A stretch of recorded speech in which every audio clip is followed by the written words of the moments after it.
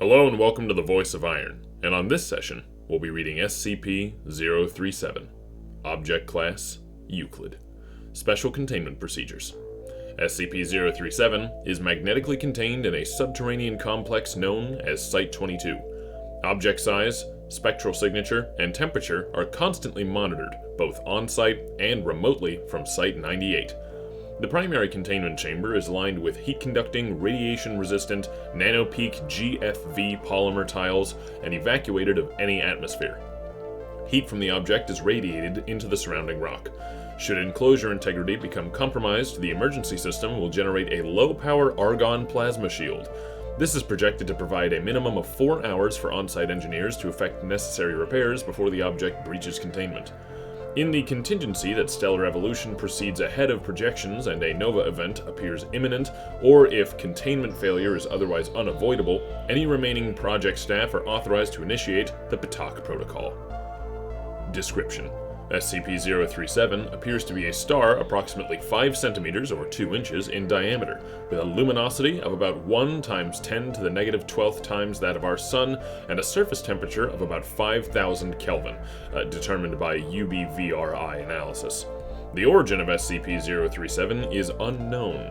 However, analysis suggests that it shares many properties in common with a typical main sequence star, other than its anomalously small size.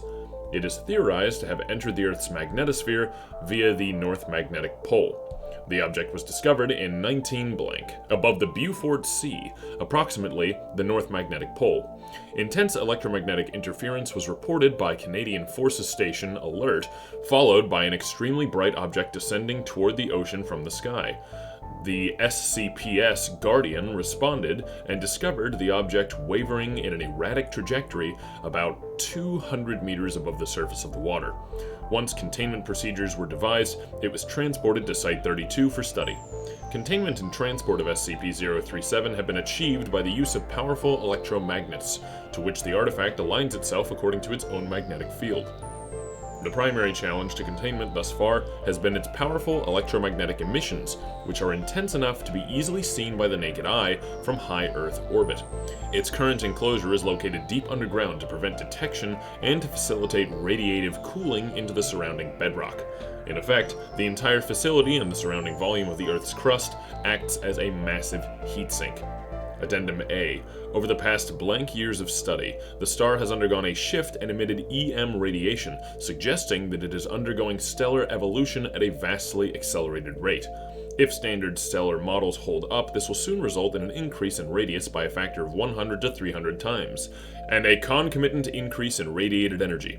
Emergency containment contingencies are being studied for that eventuality. Further progression into the star's life cycle will likely terminate in a stellar nova, which is estimated to have a yield of blank.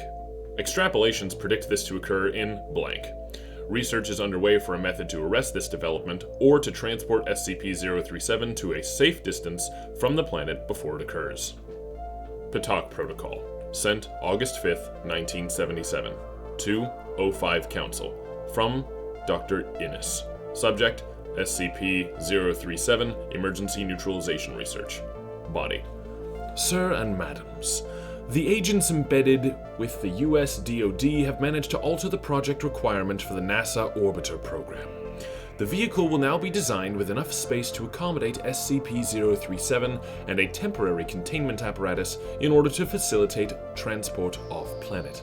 However, I continue to have reservations.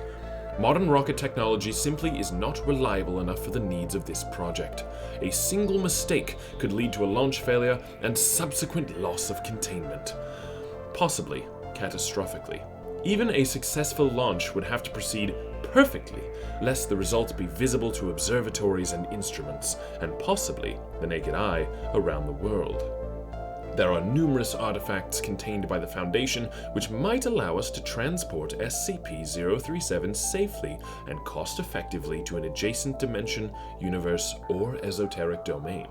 SCP-blank, in particular, might prove especially convenient for this purpose, considering the outcomes of recent attempts to explore and the difficulty of blank. Neutralization of SCP-037 might thus serve the added purpose of reducing or removing the threat posed by the anomaly as well. I implore you to reconsider the PTOC proposal submitted in light of these concerns. End message. That concludes today's reading, and thank you for listening to my voice.